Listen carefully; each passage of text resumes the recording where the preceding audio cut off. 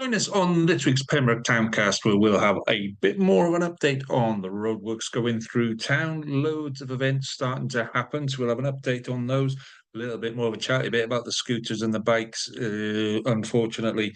But then we round off with the end of the football season, the end of the rugby season, the start of the cricket season. It's going to be a good one, so let's get on with it.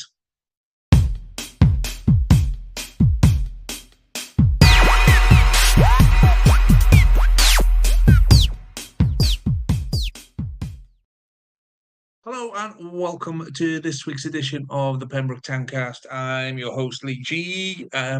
Lots of people getting in touch about helping out and maybe joining at some point. So fingers crossed it won't be too much longer where it won't just be me and I can sit here and have a chat with someone rather than just witter on and stare at myself on a screen for a while. So yeah, fingers crossed with that. I hope you've all had a good week. It's been a little bit weird with the rain and what have you, and then Easter, and then it was sunny, and then it wasn't. It really confused things in town.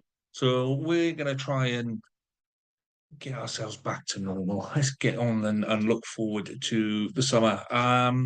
And let's start with a news update. Let's start with a news desk. So again, a quiet week in terms of news for the town. Let's not knock it. I think that's a good thing. A little bit of the update on the roadworks that are slowly creeping up Holyland Road in a good way. It's kind of, I said last week, it's tiddlywinking over the top of each other. So as the end bit finishes, it kind of goes and then starts at the far end again. So you can see where they've marked out the next bit. You can see that they're just finishing off the bit on the corners as they're coming into town. They're just finishing off that bit, but it's now for another maybe week or so. I guess it'll be a three-way junction, which is taking a little bit more time to get through. I think they have had a couple of issues with, is it working, is it not? But what I have seen, and I've seen a couple of times down there, is cars getting impatient. And I've seen this from both directions, coming in and going out of town, and just overtaking. And then whoosh, and then they get halfway past. And then the space that they left, the car behind them goes, "Thank you very much, son. That's me sorted," knowing full well that there's a car coming the other way. And that car then had to reverse about 5 or 6 car lengths back, was the one that I saw. So again, the message is just be patient, just be patient. So what I will say on the roadworks that is very good, that what they're doing is they're leaving spaces for residents' cars to park in. But what that means is that the traffic lights are maybe a little bit further apart than what you'd expect. So just bear that in mind, that just because you can't necessarily see the other end of it, stuff is happening down there. So yeah, more updates on that. I did mean to do a little bit of a walkie through, but in all honesty, it was too wet. So I thought I'm not going to stand in the rain and record traffic lights. So maybe with the weather improving this week, I will do a bit more. What I want to do is I want to time it so I can say to you, right, this week it's taken 1 minute in between red lights or whatever it is, you know. So that's the plan. So yeah, I have been told there's a couple of traffic lights up near Moncton, but nobody gave me the details of where they were. If there's anything like that or anything that you know of that's coming, any road closures, drop us a line and I'll stick it on the pod because that's what it's for. That is what the podcast is for. So a couple of events coming up through the week. So 24th, Thursday the 24th, we've got Falcons at the Castle. I think that's the last of their Easter activities. Obviously more coming through summer, but plenty of details on their Facebook page for that one. Friday the 25th. Now I like this one. Friday the 25th, Carew Castle. If you can get to Carew Castle for 10 a.m., a parent, baby, and toddler nature walk with the National Trust, one of them. So it starts at 10 a.m. in the main car park, but just a lovely thing. What I do know with little kids, and I've had some myself, and family, and what have you. Kids love nature. When you take them out and you show them this is a certain type of bird, this is a certain type of tree. Kids absorb that stuff and it sticks with them, and they love it. So if you can make it, it's free. 10 o'clock at Carew Castle car park on Friday the 25th, Saturday the 26th. Now, this is the sort of stuff that I was talking about before. Out to the speculation in I'm wanting to call it Hundleton, but I know it's not. I think it's classed as Warren. But out in the speculation in with the nasty swing round to the right as you're on your way out to Hundleton, or if you're on your way in from Hundleton, swing round to the left. So there's a darts tournament there on Saturday, £10 entry if you want to enter, £600 prize. I've seen a massive list of entries on there. If you fancy yourself, then that's the place to go and prove it. You can enter on their Facebook page. I've shared that already, but I'll share it again because I think it's a great thing. It's the sort of thing that we want to be doing in the area. It is. I'll tell you about events in a minute, and I'll tell you why I'm not doing anything with them this week and why we're doing them next week. But that's the sort of thing that I want to be doing more of. Every Wednesday night in the middle gate from 7 is a weekly open mic night. So if you fancy giving yourself a bit of a chance on the old keyboard or guitar, or you just want to sing and you just want to do it in public and see what it's like, then that's the place to go. And you can contact the Pembroke Musicians Club on Facebook for more information on that. So I may pop down and see that. But then see you've got Race Across the World starting. Oh, I suppose I could record it. Anyway, that's every Wednesday from now on that. So if you've got any events that you would like us to cover and promote, I know that there's a whole load of stuff coming with um, May Day back holiday, and VE Day and things like that. So if you want to come on and have a chat about it, tell people what's going on, by all means, drop me a line. If you just want me to talk about it, let's give me a bit of information, then that's fine as well. But there's loads of stuff coming up about VE Day and May Day bank holiday. So that'll be on next week's show on that. And that'd be dozy. So if you are liking what you're hearing, and many of you are, which is really nice to have your feedback so far. So thank you very much. There was one guy that said that I talk too much. Now, I don't know if you've noticed, but the whole point of the podcast is to talk.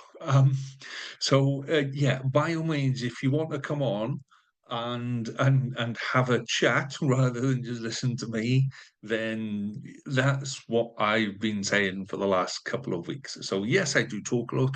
That's because there's no one here to talk to. So, yeah, if you're liking what you're hearing and seeing, please do subscribe to our YouTube channel. It just helps us to spread the word a lot better. The way YouTube works is that it's got a profile of you and what you like, and it will look at you and say, right, okay, you're based in Pembroke, and then it will look at everybody else that subscribes and say, okay, what have they all got in common? And then it will recommend us to other people that have got the same thing in common. That's how the YouTube kind of channel works, really, their algorithm. So yeah, if you could subscribe to our channel, that would be fan dabby dozy. And of course, if you want to come on and have a chat, then please do. We've had loads more interest since I spoke last week. I've got to do some stuff, send some bits to various people that are going to help us get Towncast kind of up and running and going throughout the county and maybe further, and lots of presenters. But you guys remember this started here, okay? Pembroke was the first one. Okay, let's move on to the chatty bit. The chatty bit, indeed. So So the chatty bit was going to be. So I'm a big fan of events. Okay, I've done a load of stuff with town centres, how to regenerate town centres, where the decline is, why, all of this kind of stuff. And yes, it's a massive battle. You know, if you're going to fight a battle to retain your town's high street as it is, it is a massive, massive battle. Okay, because you're up against the likes of Google, YouTube. You know, you're up against Amazon. You're up against a whole load of stuff that you can't compete with on your own. What you can do is you can get yourself together and work as a community and go, right, okay, how can we do this? And you can put community events on in your town. Okay. And that's what this week was going to be about. So I was walking the dogs on Monday. I was away for the weekend. I couldn't record on the weekend. On Monday, I just thought, do you know what? I walked downtown. I thought, let's have a look and see, is there anything on? Have I missed this? Have I missed a whole load of things? And you know, there's going to be a fair, and there's going to be shops open, and outdoor market, all of this kind of stuff. Nothing, absolutely nothing on. I saw loads of tourists, complete with umbrella, pack-a-mac, sunglasses, shorts, and big heavy boots. You can tell them, but they're visiting our town. They're out of their car. That's the key bit. We've managed to get them out of the car into the high street. That's where they can spend money. No one's open, nothing's going on. So I thought, okay, let's do some stuff about how we work together as a town, how we can do things together. Let's pick a few projects, blah blah blah, which I've kind of hinted at in the past. And you know, my favorite one is my rogue gardener kind of crew team, where we'll just you know sow some seeds, put some plants in, take a bit that looks a bit um unkept, look after it, chuck some plants in there, make it look pretty. Everyone's happy. So I was walking the dogs, and all of this stuff was going through my head, and I was about to, well, I was on my way down to the mill pond down the side of the coach house. And I don't know if the coach house have got CCTV, but I might have to go and have a chat with them. So as I'm heading down there, you'll remember last week I did a bit on scooters and e-bikes. And I shared the information with you. So I've done a fair bit of research with that one into, you know, let's actually look at what the detail is. That one is still live, so all the stuff is still there. I haven't posted the links to the legal bits, but I probably should. So I'm heading down there, and then behind me, I can hear a tinny whir of a motorbike. So, all right, hang on.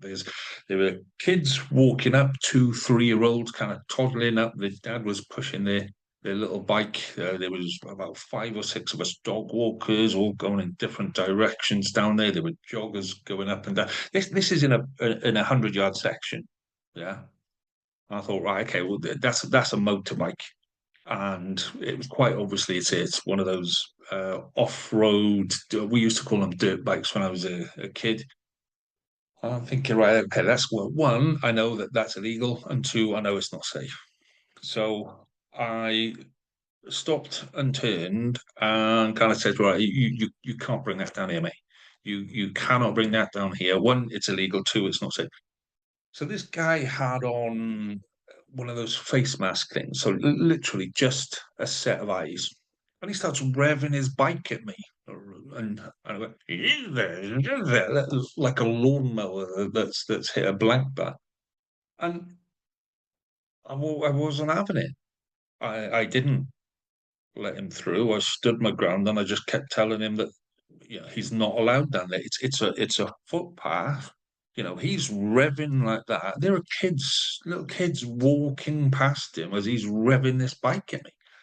So yeah, he turned round and then went up Main Street in the wrong direction, and it's quite a specific wee, and he was obviously revving his bike as hard as he could. I couldn't tell how old he was because he had this face mask on, but he looked, I don't know, 15, 16, maybe like that.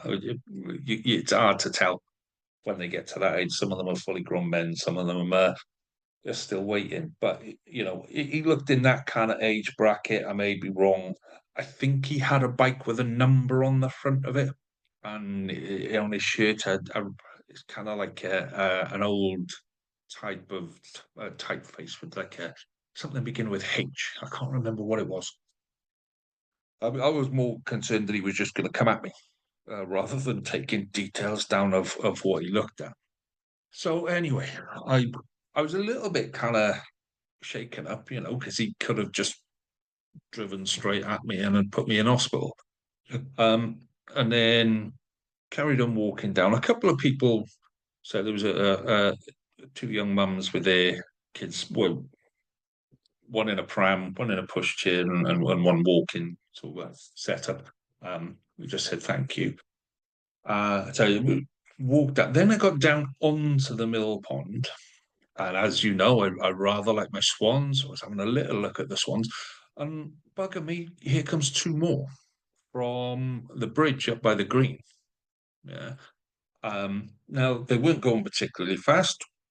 Okay, from that, but they came to where I was, and I stopped them as well. I said no, because one, those aren't roadworthy bikes, are they? Uh, no. So, right, okay, this is a footpath. Those are motorbikes. This isn't safe. There were kids playing football.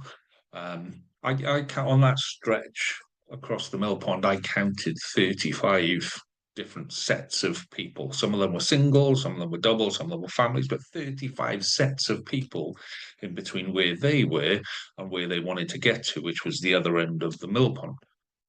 And okay, so we just want to go across the mill pond. No, you can't. These are off-road bikes. Yeah. Um, and off-road means off-road, not on the pavement, not on a footpath, not in the middle of a town centre. If you want to ride those things, by all means, go take them to private land. Like I said last week on the pod, take them to private land. You sort your insurance. If you crash, then that's your issue. That's your problem. You sort it. If you go into a gate, that's your issue. You go into that wall, then that's a council issue and you might sue the council and then we end up paying for it. You go into the water, then you got to get the police, your fire brigade, and hey, guess what? We're all paying for that. So no, it's not a safe area for you to be screaming around on these tiny little lawnmowers with seats on.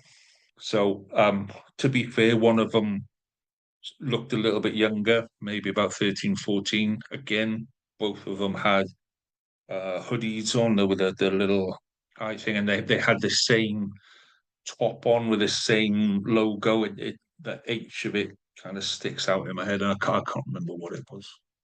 So one of them was, yeah, fine, all right, Mister. Sorry, we'll go back. But the other one was a bit bigger, a bit bulkier, and started arguing. And then I'm gonna think that he was phoning his mate that I just told no up the top, because I could hear him screaming at the other end of town.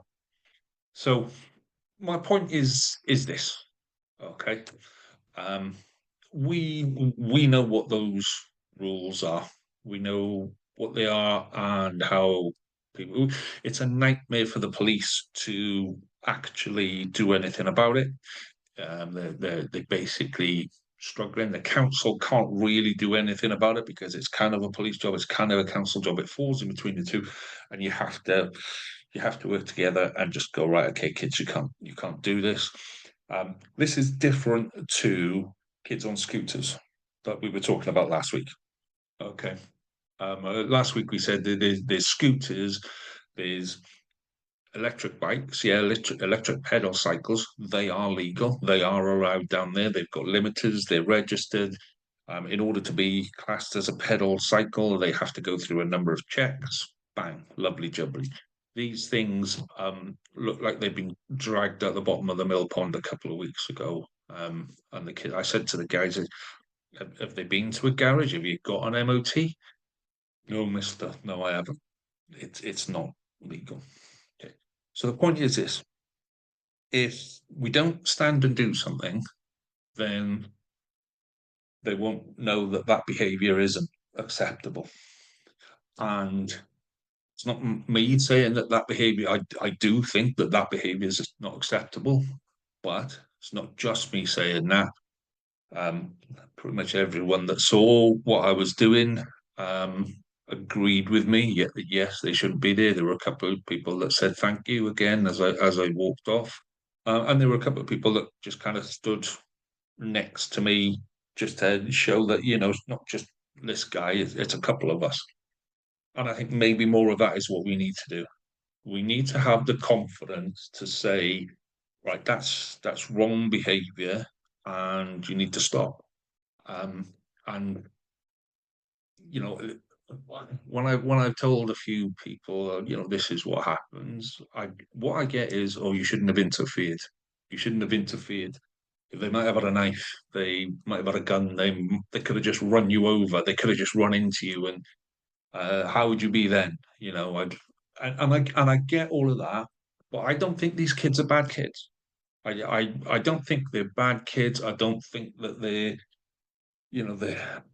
not um gangsters or anything like that. They're just kids that want to go out on their bike. And I've got no problem with them doing that in a safe place that's not, where they've got a zigzag in between 2-year-olds kicking a football around. That's where there are a load of visitors along that stretch because nothing was open in town. So there's a load of visitors along there just walking on and looking at the mill pond and what have you. So, if we're going to do something with our town, if we're going to make our town better, then we have to have the confidence to stand up and say, actually, that can't happen. When I walk the rest of my way around the mill pond, walk around the mill pond, run the back of the castle pond across the common. Um, as I got to the common, I've shared this on our socials today. So it may be them, it may be different people, whatever, I don't know. But there's bike tracks all across the commons. And you might think, oh, okay, well, that what difference does that make? Is it? Here's why that's an issue. Because what they're doing is when it's wet, so they're riding across it when it's wet.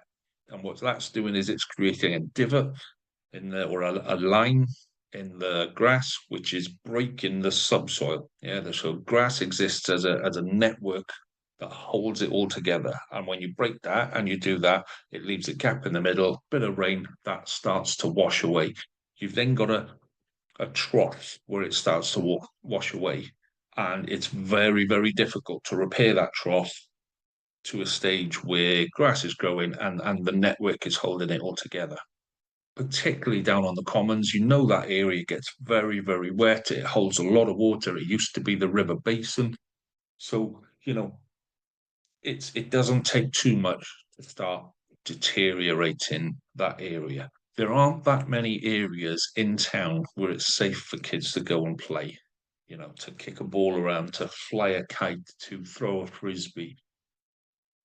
So we have to look after those areas and we have to go, right, as a town, as a community, we have to say why do we want that area there, and what will it do?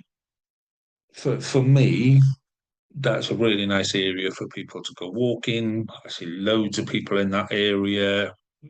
Just particularly throwing dogs, but I see the cubs there, scouts there. I see lots of families in that little kind of barbecue area. I don't see many barbecues, but there's loads of people kind of meet and have a chat and have a coffee in that barbecue area. And it's a nice place to kind of meet up. It's an easy place to get to. There's a car park just the other side. It's within walking distance to the town centre.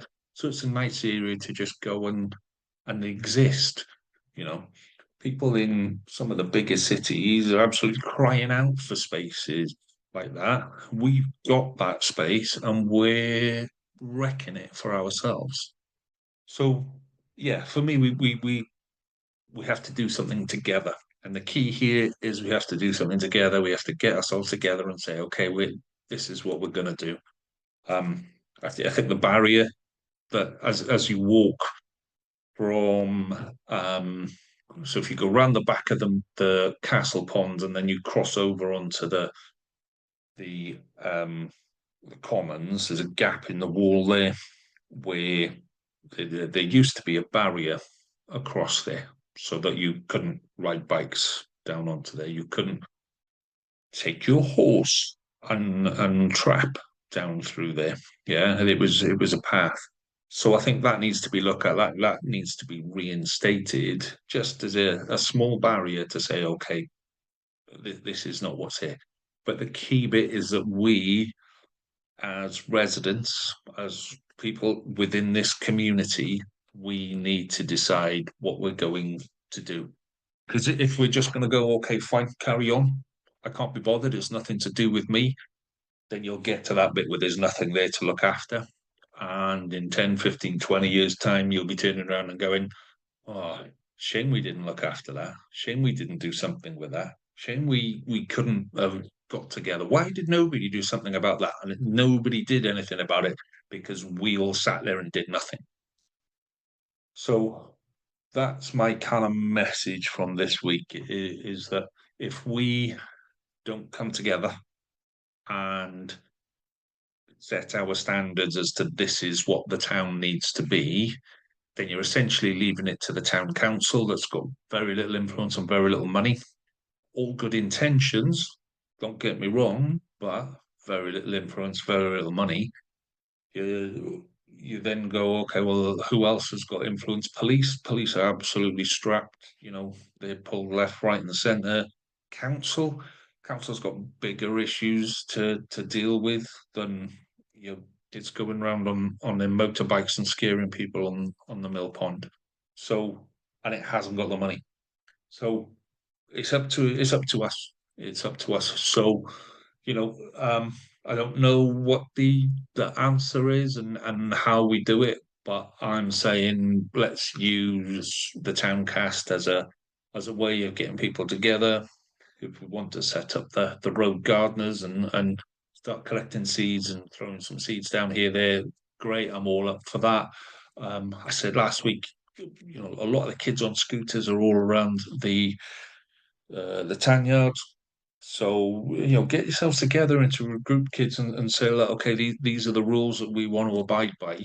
And this, we want something back from the town and come and talk to people, you know. But nothing will happen if we do nothing. That's that's the gist of it. If we just let it continue in the same way that we've now got six sets of swans and nesting sites for three and a half of them because we've taken away all of the others. If we don't do something positive to rebalance and to manage our town, then other people will do it and they won't do it for the benefit of what we want. Okay. So that was my chatty bit for this week. If you are the parents of any of those three kids, or you're one of those three kids and you want to come and have a chat, you know where I am. By all means, come and have a chat and let's talk through because, like I say, I don't think you're bad kids. But what you were doing was wrong. And there's got to be a compromise and a better solution on that. Okay, here we go. This is why I need somebody with me. See, so if you are thinking, why is he wittering on to himself all the time? Come and get involved. Come and get involved.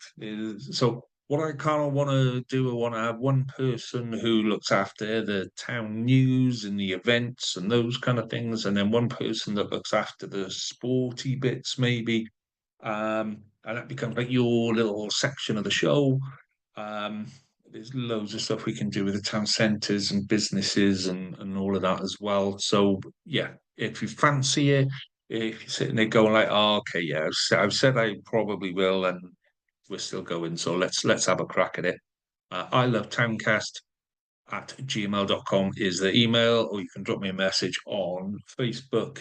There will be more social media stuff coming through the summer as my rugby stuff drops off. So if you just on that, if you're thinking, oh, you know, being on a podcast, am I putting myself? What somebody said to me last week was, yeah, you're just putting yourself up to be shot at. Okay, so that's not the way podcasts work, really, because you make an informed choice. I'm going to listen to this. You might listen to it once. This isn't for me. Bang. Okay, don't listen to it. So you only tend to have people listening to you that are liking what you're saying. They're interested. If they don't like it, you press stop and you finish. It's easy as that. So lots of people who are interested in Pembroke, in our town, and making it a better place. They're interested in the sports, they're interested in events, they're interested in the news, they're interested in what's going on. You don't get that much grief. I was in Cardiff on the weekend. That's I've said a couple of times before. I do my rugby podcast, and we said we were going to be in a certain pub. We are going to be in a tiny rebel pub before kick-off. Come and have a chat. We thought maybe two or three people might come in and we'd probably know them all. About 45, 50 people just coming up and saying hello. There are various presenters in there from different podcasts, but we all had loads of people coming up and saying, I really like what you're doing, engaging conversation with us. What do you think about this? What do you think about that? I got myself on the BBC News as well. So, you know, if you're thinking that podcasts are going to be a negative thing and people are going to come and have a go at you, really trust me, it's very, very rare that happens. Um, and it's one of those things that actually make your life a load better. It certainly does. So I was listening to Gary Lineker and Amal Rajan, where Gary Lineker's come off the BBC for various reasons and is now just doing podcasts. He runs a couple of massive podcasts, and he said the same thing that people listen to podcasts. It's because it's an active choice. An opt in sort of a scenario. Um, you just get people that like what you do.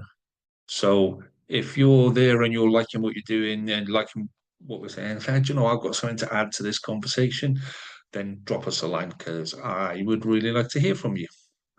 Excellent. Right, let's move on to sports. So interesting times on the sports desk because rugby and football are kind of finished or wrapping up, coming to the end, and we're about to kick off with cricket. So what I'm going to do this, we're going to pretty much wrap up the rugby and football as we normally would. There's nothing to wrap up with rugby. There will be some junior section stuff. I haven't delved into it, but junior section is usually junior finals day is usually on May Day. So I'll try and find out if we've got anybody involved on that for next week. And then football, pretty much everyone is finishing. There's maybe one or two games here and there. So that's pretty much boxed off and finished. Okay. So what I'm going to do this week is we're going to do a quick bit on the cricket season. And I'm going to say, right, okay, within Pembroke, we're going to look at these teams. So my question for you before I do all the other stuff, to have a little bit of a think about Cresselli and Loreni, do they sit, where do they sit in terms of Pembroke Dock, Narberth? I don't know. I'll kind of tell you where we are in terms of what we're going to cover with Pembroke. The only iffy one is kind of Carew, but I've said that's probably easier to cover from Pembroke Dock. So maybe, I don't know, maybe Druselli and Lorenia part of Pembroke Dock, but it's a weird one. So if you've got any thoughts on that, please do drop me a line as well. So let's just quickly round up where we are. So I know there's loads of other sports going on. Tag us, and I'll do my best to keep up to date with anything that is going on. Netball, hockey, golf, um, whatever. Just tag me in your post, particularly women's sports. So I know there's loads of women's teams that I'm just not up to speed with at the minute, but by all means, tag me in them. Or if you want to come on and be the sports person, then that's cool as well. Okay, so easy one to start with rugby, all finished, all done. Next up, football. So Division 1, Monkton Swifts beat Merlin's Bridge 4-0 last weekend. They're currently third in the table. There's one game left in that table, which is Tenby versus Hakin. Tenby are in fourth. Hakin are in second or third, I think. Um, if Tenby take all the points, then they'll go above the Swifts, and Swifts will finish in fourth. I can't see that happening myself, so I think they'll probably end up in third in Division One, which is a decent season. Um, yes, it's not what they would have wanted, but third in Division One is a good return at the end of the season. Division Two fixtures for all results from last week. Swift Reserves beat Merlin Bridge seconds at home, so they won 4-3 as well. So both first and seconds putting four over Merlin's Bridge, which is great. The reserves will finish in 10th in Division 2. Nothing in Division 3. Division 4, Angle are going to finish third. Hundleton will finish ninth, and Swifts thirds will finish 12th in Division 4. I can't see any fixtures are outstanding there. Division 5, so we got Hundleton Reserves Hundleton Reserves drew with St Clair's Reserves 4-all, and they'll finish eighth in that table there. Okay, so that's pretty much all of the football done and dusted. There's one or two games that I might remember next week. By all means, tag me in any of those results as you get them. So then we move on to the cricket season. Now, I did used to play a long time ago, but I was what you would definitely call a social cricketer. And the social would have been underlined and in capital letters, and the cricket was very much an afterthought that came after that. Having said that, I did actually have a role in the team. I was a mid-table batsman. I was 5 or 6 bat, and sometimes opening bowl, sometimes change bowler. But we were playing in Division 7 for Pembroke Dock Seconds. And if anyone remembers me from when we played, you'll remember that I wasn't very good, but I gave an awful lot of effort and drank an awful lot of beer when I was playing. So that's the extent of my cricket experience. And I know that there are a load of guys that take cricket very, very seriously. I wasn't one of them. As you will find out, I'm very much a social cricketer. If you know your stuff, if you're retired or whatever, and you just want to come and have a chat about cricket through the summer, then I really like you to come on. So what I'm going to do, just kind of run through who we've got in each division, set it up. First games this week are on Sunday. So that's Sunday. I wanted to say the 27th. Bear with, let me just check. Yeah, Sunday 27th is the first round of games. And then after that, we're back to normal Saturday fixtures. Okay. So no action for us to worry about in Division 1. Division 2, we've got Pembroke, and they start the season at home to Johnston. I'm really liking what Pembroke are doing on social media at the minute. They do player profiles. They're doing a bit about, what work's been going on off season. Looks like a very busy place. Every time I drive past, there's something happening up there. So yeah, starting Sunday at home to Johnston in Division 2. So Division 3 is probably our most interesting league in the sense that we've got Hundleton, Lamphey, and Stackpole all in that league.